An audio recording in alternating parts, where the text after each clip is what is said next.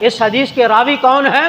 حضرت ابو موسیٰ اشعری رضی اللہ تعالیٰ عنہ۔ آپ فرماتے ہیں سرکار کی بارگاہ میں ایک بندہ حاضر ہوتا ہے، آ کر عرض کرتا ہے یا رسول اللہ صلی اللہ علیہ وسلم، ایک شخص جہاد کرتا ہے، اس کا مقصد یہ ہے کہ میں یہ مال دے رہا ہوں اللہ کی راہ میں جہاد کے لیے، کس لیے یہ تلواریں دے رہا ہوں اللہ کی راہ میں مجاہدین کو، یہ اس کا مقصد کیا ہے کہ میرا نام ہو، بڑا نام ہو، فلاں بندے نے اتنا مال دیا ہے، فلاں بندے نے اتنی تلواریں دی ہیں، فلاں بندے نے اتنا کچھ دیا ہے، فلاں بندے نے یہ دیا ہے۔ وہ کہتا ہے یہ مقصد میرا ہے، میری شہرت ہو۔ پھر عرض کرتا ہے یا رسول اللہ، ایک بندے کا یہ مقصد ہے، ایک اور بندہ ہے وہ آتا ہے جہاد کے لیے، وہ شجاعت کرتا ہے، بہادری کے لیے جاتا ہے، کس لیے جاتا ہے؟ دشمن سے لڑتا ہے کہ میرا ایک نام ہو، میری شہرت ہو، میرا چرچا ہو۔ عرض کرتا ہے یا رسول اللہ، ایک بندہ یہ ہے مال دیتا ہے، ایک بندہ لڑتا ہے میری شہرت ہو، ایک بندہ اور آتا ہے لیریہ مکانہ، وہ اپنی حیثیت کے مطابق جو بھی ہوتا ہے وہ مجاہدین کو دیتا ہے، لڑتا بھی ہے، پیش بھی کرتا ہے۔ کیا وہ جو بھی دیتا ہے ان کا مقصد ایک ہی ہوتا ہے کہ میری شہرت ہو، میرا چرچا ہو؟ یا رسول اللہ، کیا یہ جہاد فی سبیل اللہ ہے؟ میرے نبی نے فرمایا یہ جہاد فی سبیل اللہ نہیں ہے۔ سمجھ آئیے تو سبحان اللہ کہہ دیجیے نا۔ یا رسول اللہ یہ جہاد فی سبیل اللہ ہے؟ پہلا بندہ کون ہے؟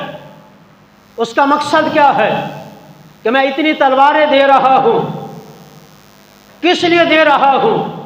اتنا مال و زر دے رہا ہوں کہ میری شہرت ہو، چرچا ہو، لوگوں کو پتہ چلے کہ اس بندے نے اتنا کچھ دیا ہے مجاہدین کو جہاد کے لیے، صرف کس لیے کہ میرا چرچا ہو، میری شہرت ہو، میرا ایک نام ہو۔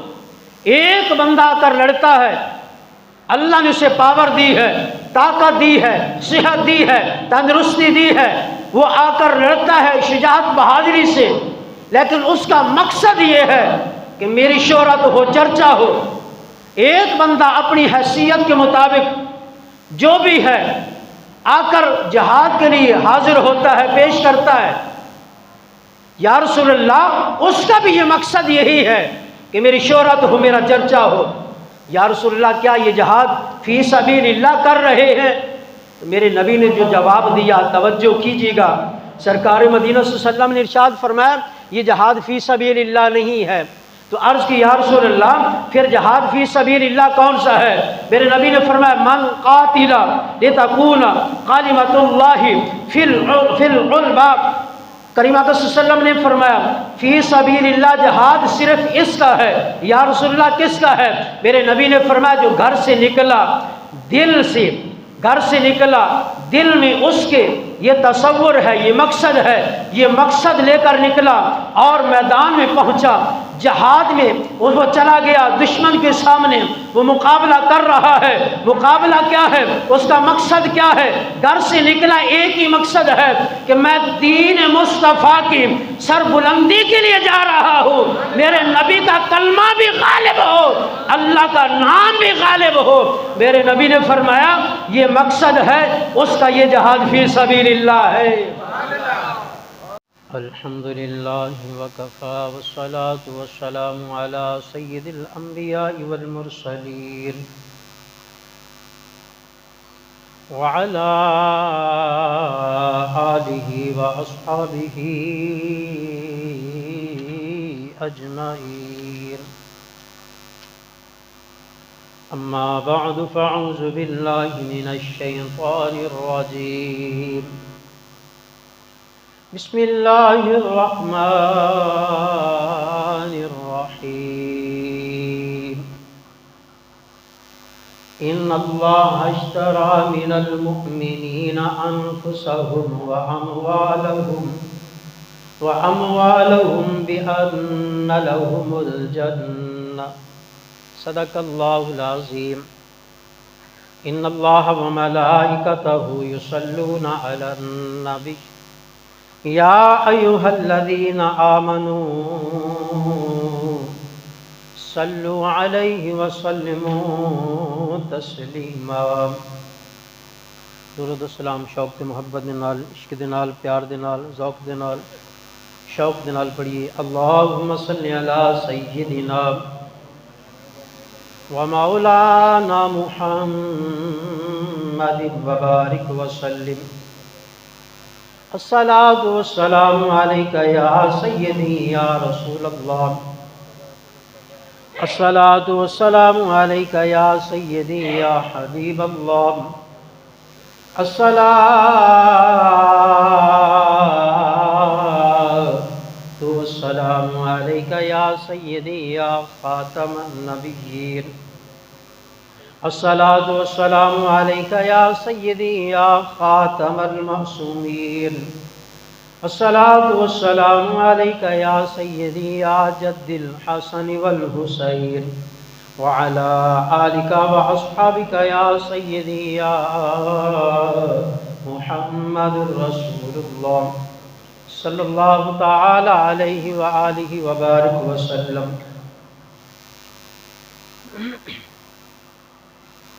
اللہ خلاق عالم دی حمد و ثنا کے بعد حضور تاجدار مدینہ سرور و قلب و سینہ آمنہ کے لال نبی کائنات صلی اللہ علیہ وسلم دی پاکیزہ اور پاک بارگاہ دے اندر ہدیہ درود و سلام دا نذرانہ پیش کرن تو بعد اللہ خالق و مالک دا لکھاں کروڑا مرتبہ احسان عظیم ہے کہ اللہ خالق و مالک نے ہمیں آج نماز جمعۃ المبارک ادا کرنے دی توفیق عطا فرمائی ہے۔ آج کا جو ہمارا سبق ہے یہ ایک بہت اہم سبق ہے، جہاد فی سبیل اللہ۔ اور اس وقت موجودہ دور میں جو حالات ہیں فلسطین کے اندر اور ہماری کیا ذمہ داریاں ہیں اور اس وقت ہماری حکومت کی کیا ذمہ داریاں ہیں، بس اس مختصر سے ٹائم میں اسی پہ ہی آج گفتگو ہوگی، بات ہوگی۔ دعا فرمائیں کہ اللہ خلاق عالم مجھے حق اور سچ بیان کرنے کی توفیق عطا فرمائے اور ہم سب کو اللہ سن کے عمل کی توفیق عطا فرمائے۔ تو میں نے جس آیت مقدسہ سے اپنے سبق کا موضوع عنوان بنانا ہے، یہ سورۃ توبہ کی میں نے آیت پڑھی ہے، اسی آیت سے ہی ہم نے سبق کا آغاز کرنا ہے۔ توجہ کیجیے گا، ہم جہاد سے اتنے پیچھے ہیں کہ یہود و نصارہ کے یہ پیروکاروں نے دیکھ لو، آج سے کچھ سال قبل ہی پہلے دیکھ لے، سکول کے نصابوں میں جہاد کی صورتیں تھی، جہاد کا حکم تھا، لیکن آج اس نصاب سے قرآن پاک کی وہ مقدس آیات ہی نکال دی گئی ہیں۔ سکول کے نصاب سے جہاں جہاد کا حکم تھا اللہ کا، ان نصاب میں کتابوں میں موجود تھی، جہاد کی فضیلت موجود تھی، لیکن آج اگر ہم کسی سے کہیں کہ جہاد کا اللہ نے قرآن میں حکم فرمایا ہے، آگے سے ہمیں کیا طعنہ ملتا ہے سننے کو؟ وہ کہتا ہے کہ اللہ نے امن کا بھی حکم دیا ہے، کاش کہ ہم قرآن کو پڑھیں اور سمجھیں۔ ہمارے بزرگوں نے، استادوں نے ہمیں یہ سبق پڑھایا ہے، پورے قرآن میں صرف 3 مقامات پر اللہ نے امن کا حکم فرمایا ہے، اور جن پاروں میں اللہ نے حکم فرمایا ہے وہ پہلا پارہ ہے، چوتھا اور 14واں پارہ۔ ان 3 پاروں میں اللہ نے صرف 3 آیتوں میں 3 مرتبہ اللہ نے امن کا حکم فرمایا ہے، اور جہاد کا اللہ نے قرآن پاک میں 550 آیتیں نازل فرمائی ہیں۔ جہاد کی کتنی 550 آیتیں اللہ نے قرآن میں نازل فرمائی ہیں۔ تو امن کا صرف 3 مقام پر ذکر ہے۔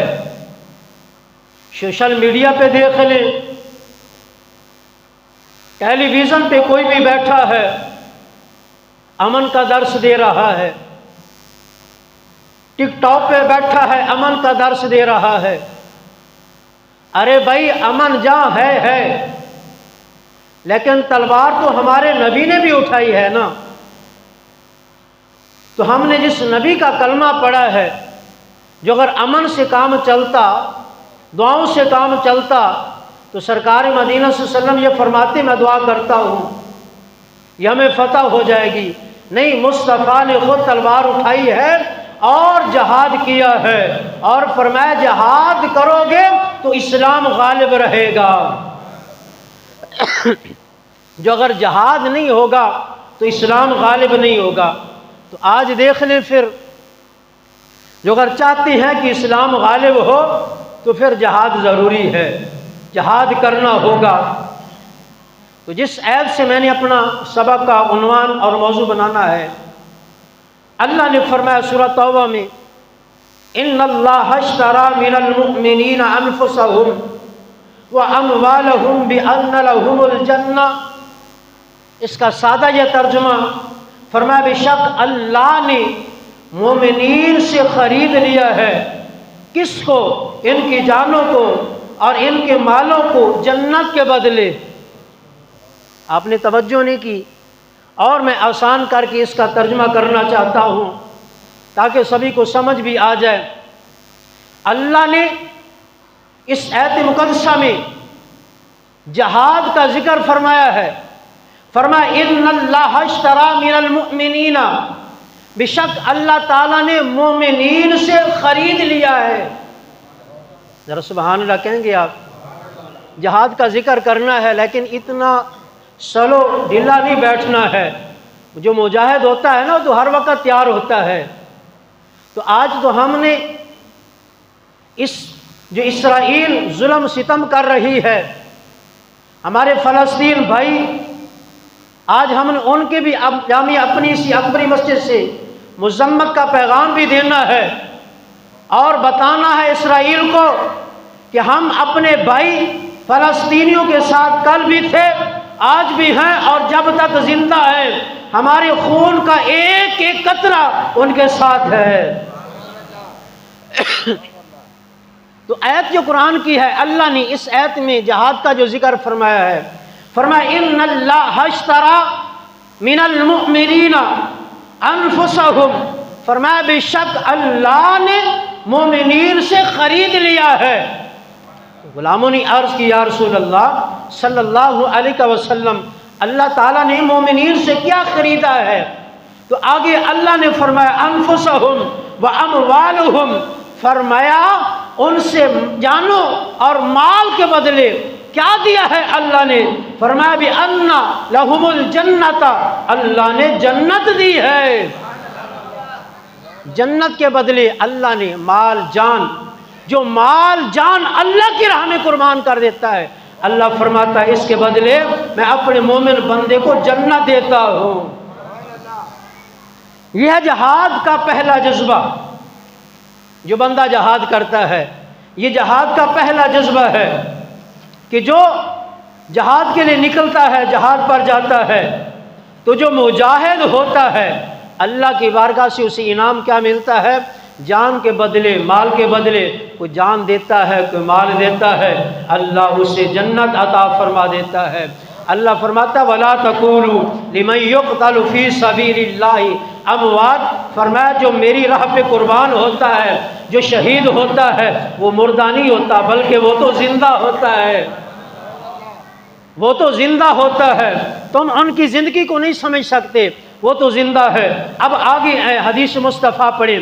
اس حدیث کے راوی حضرت ابو موسیٰ اشعری رضی اللہ تعالیٰ عنہ، اس حدیث کے راوی ہیں ایک شخص سرکار مدینہ صلی اللہ علیہ وسلم کی بارگاہ میں حاضر ہوا، عرض کرتا یا رسول اللہ صلی اللہ علیہ وسلم الرجل یقاتل للمغنم، عرض کرتا یا رسول اللہ ایک شخص جہاد کرتا ہے، میں سمجھانا چاہتا ہوں حدیث مبارکہ، سرکار کی بارگاہ میں ایک آدمی حاضر ہوتا ہے، اس بندے کا یہ جہاد کیا ہے؟ یہ فی سبیل اللہ ہے، جس بندے کا یہ مقصد ہے۔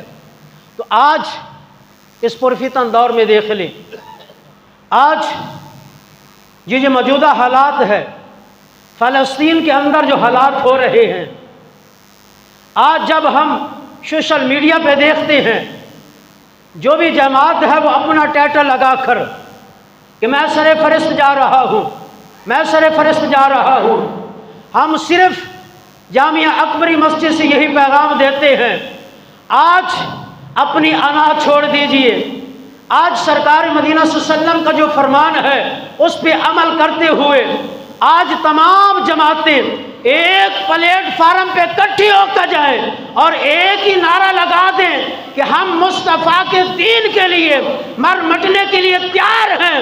یہ اسرائیل کیا ہے، جتنے بھی یہود و نصارہ آ جائیں مصطفیٰ کا دین غالب ہو جائے گا۔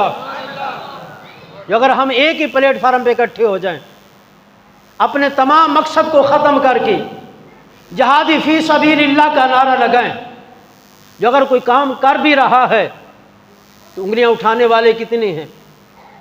اب توجہ کیجیے گا، جو آگے میں بات کرنا چاہتا ہوں، آج ہمیں جن مشکلات کا سامنا ہے، آج اگر ہم اپنے پاکستان کو ہی دیکھ لیں، سب سے پہلے کیا سننے کو ملتا ہے؟ تو پاکستان اس وقت ختم ہو چکا ہے، پاکستان اس وقت بک چکا ہے، جو اگر نہیں بکا تو ان قریب یہ پاکستان ڈیفالٹ ہو جائے گا، پاکستان کی اب پلے کچھ نہیں رہا، اب پلے کچھ نہیں رہا۔ تو ہم انہیں ایک ہی پیغام دیتے ہیں، ہمارے نبی کا نے فرمایا، سرکار مدینہ صلی اللہ علیہ وسلم کی بارگاہ میں عرض کی یا رسول اللہ اسلام کب غالب رہے گا؟ میرے نبی نے فرمایا جب جہاد کرتے رہو گے اسلام غالب رہے گا۔ جہاد کا نعرہ لگاتے رہے، جہاد کرتے رہے تو اسلام غالب رہے گا۔ تو آج ہمیں جہاد سے تو دور کر دیا گیا ہے، جو اصل مقصد ہے، جو اگر جہاد نہ کرتے، میں نے ابتدا میں بھی عرض کی ہے، جو اگر دعاؤں سے کام چلتا تو میرے نبی کائنات صلی اللہ علیہ وسلم خود تلوار لے کر جنگ بدر میں نہ نکلتے، جنگ احد میں نہ جاتے، میرے کریم نبی صلی اللہ علیہ وسلم خود جنگ کے لیے نہ جاتے، خود جنگ نہ لڑتے۔ تو ہمارا جو پاکستان بنا ہے یہ بھی کلمے کی بنیاد پہ بنا ہے، اسلام کی بنیاد پہ بنا ہے۔ تو آج دیکھ لیں ہمارے پاکستان میں کیا اسلامی قانون ہے؟ کوئی اسلامی قانون نہیں ہے، جس پہ طاقت ہے اس کا قانون ہے، غریب کے لیے کوئی قانون نہیں ہے، لیکن چاہیے تو یہ تھا قانون غریب کے لیے ہوتا۔ اب ایک میں واقعہ عرض کرنا چاہتا ہوں، آج بھی ہمیں جو مسجد اقصیٰ پکار رہی ہے، ایک بار اسی مسجد اقصیٰ نے حضرت سیدنا عمر فاروق کو پکارا ہے۔ میرے عمر پاک چلے، جب پیغام ملا رکا ملا، آپ مدینہ شریف میں ہیں، جب پیغام رکا ملا آپ نے کسی کا انتظار نہیں کیا، ایک غلام کو لیا، ایک ہی سواری ہے، ایک ساتھ غلام ہے، تلوار لی اور آپ چل پڑے، فلسطین وال آپ چلے۔ جب فلسطین وال آپ چلے، راستے میں جا رہے ہیں، آپ کا انصاف کیسا ہے؟ غلام ساتھ ہے، آپ سواری پہ بیٹھے ہیں، غلام آگے جا رہا ہے، کوئی سفر ہوا، آپ نے فرمایا رکو۔ جب غلام رکا، عرض کرنے لگا حضور خیریت ہے؟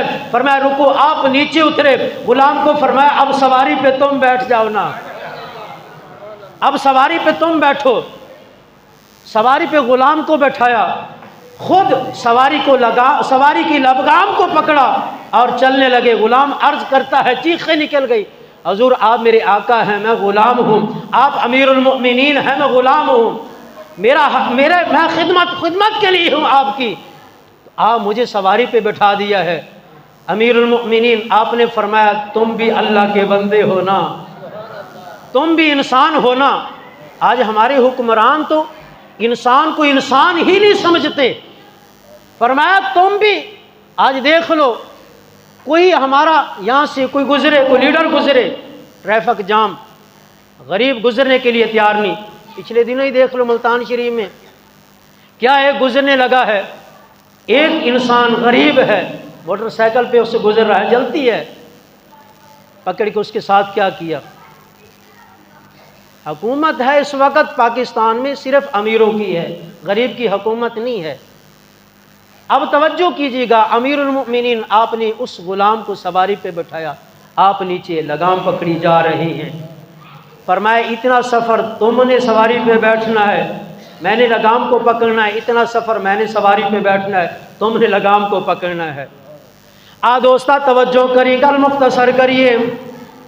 امیر المؤمنین حضرت سیدنا عمر فاروق رضی اللہ تعالیٰ عنہ آپ نے اپنے غلام کو بٹھایا. چلتے چلتے مسجد اقصیٰ کے قریب راوی لکھتے ہیں اس سے پہلے ایک چھوٹی جی نہر تھی. امیر المؤمنین آپ نے سواری کی لگاموں کو پکڑا ہوا ہے، غلام اوپر بیٹھا ہوا ہے، اس پانی سے گزرنے لگے. آپ نے جو موزے پہنے ہوئے تھے وہ گیلے ہو گئے، موزوں کو اتارا، آپ نے اپنے کندھوں پہ اٹھا لیا.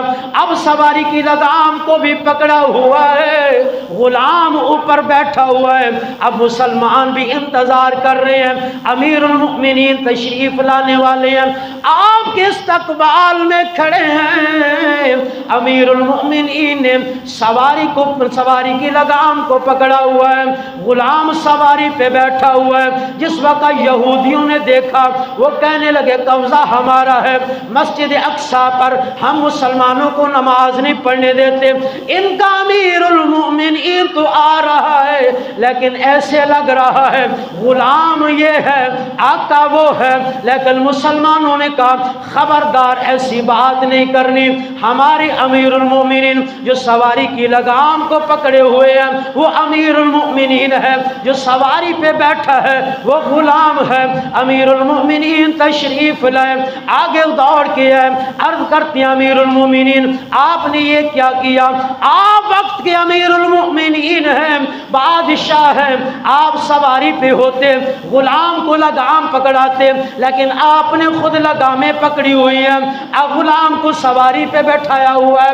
اب توجہ کیجیے گا، امیر المؤمنین نے جو جواب دیا، آپ نے فرمایا جب جہالت میں تھے اس وقت یہ حال تھا، جب سے مصطفیٰ کی بارگاہ میں آئے ہیں ہمیں مصطفیٰ نے یہ ہماری تربیت کی ہے.